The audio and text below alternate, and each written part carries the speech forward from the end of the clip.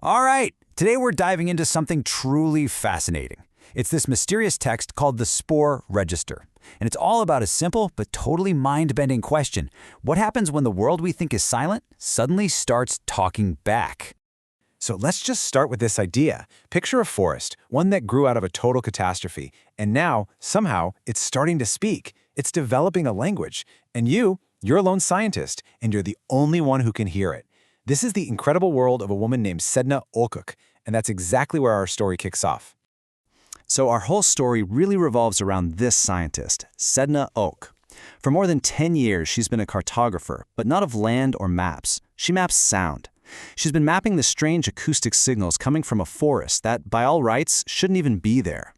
Her base of operations is the Tolka Basin, a really desolate place. It's a landscape that was totally scorched by fire and then twisted by a chemical disaster. But for 11 years straight, Sedna has been out there listening to something called the wet trees, a strange new species that somehow grew back right out of the ash. So here's her big idea, her core theory. She believed that repetition, well, that's the very first grammar of any language. All these structured patterns and repeating sounds she was picking up on her mics, no way was that just random noise. To her, it was the alphabet, the building blocks of a brand new language. The trees weren't just dying, they were writing. Now, Sedna was pretty convinced she was the only one in on this secret, the sole translator of this new forest language. But as you can probably guess, an anonymous package is about to show up, and it's going to completely shatter everything she thinks she knows about who or what is actually doing the talking. And here it is. Inside this mysterious package, she finds 12 volumes, all handwritten and bound in the very same bark from the wet trees. This is the Spore Register.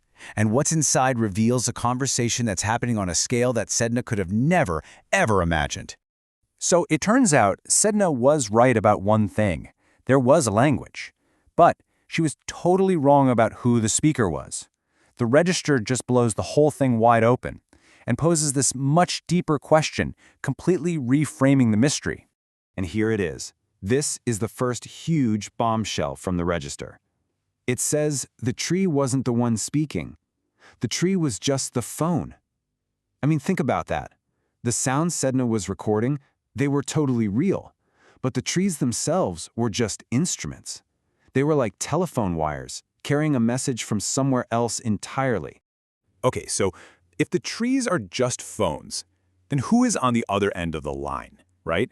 As we're about to find out, the answer isn't some single creature or being. It's something way more complex and honestly pretty mind-bending. So the register reveals that the speaker is actually this vast, intelligent network. It's like an underground mind made up of tons of different life forms, all working together, all connected in this massive living symbiosis. It really pushes you to rethink what intelligence even is, you know? It suggests that maybe it's something an entire ecosystem can have, not just a single brain. And get this. Look at who's in on this collaboration.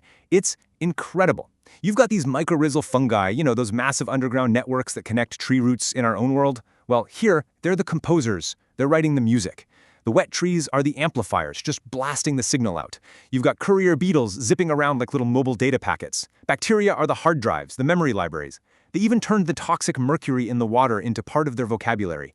And the craziest part, Sedna herself. She was on the list. She was never just an outside observer. She was an unknowing participant in the whole thing. So why? Why does this incredible living mind even exist? Well, to figure that out, we have to go back to the beginning. We've got to investigate the crime scene, the disaster that made this whole creative adaptation necessary in the first place. Check out these notes. They're from a former insider named Xyla Monoculture, and they show two completely opposite ways of seeing the world. On one side, you have the Bureau, this governing body that was all about purity, optimization, just streamlining forests until they were fragile and silent. But the network's way? It's the exact opposite. It's all about embracing complexity, tangles, symbiosis, and most importantly, memory. And Xyla's words here really just hit you. There is no beautiful symbiosis without prior violence. The network isn't some gentle, peaceful, natural utopia. Not at all. It's a tough, resilient, creative response to a violent disaster. Its very existence is an act of remembering and rebuilding. So after Sedna learns about the network's true nature, its history, its purpose, she discovers the most shocking part of the Spore register. It actually contains a direct and very, very personal message just for her. I mean, can you even imagine reading that? The network reveals that Sedna was never, ever just an outside observer. The very act of her listening, her microphones, her transcriptions, her presence, had been integrated into its system. It was listening to her. Listening. It's wild. Her journey has been absolutely incredible when you think about it. She started out as a detached scientist, just recording data from the outside. Then, without even realizing it, she became a part of it, an unconscious node, and now the network is offering her a choice to step up and become a fully conscious collaborator. And this brings us to the final really profound conclusion of the Spore register, because it turns out the solution to this whole mystery isn't a final answer. It's more like an open door. Because when Sedna gets to the 12th and final volume of the register and she opens it, it's completely blank. Every single page is empty. The story just stops, or so it seems. But see, that empty book isn't an ending. It's an act of co-authorship. It's this profound invitation. The network isn't just telling Sedna its story. It's asking her to help write the next chapter together. It's a huge shift from being a passive observer to an active participant. And so, the story of the Spore register ends not with an answer, but with an unwritten book and a powerful question that, honestly, is for all of us.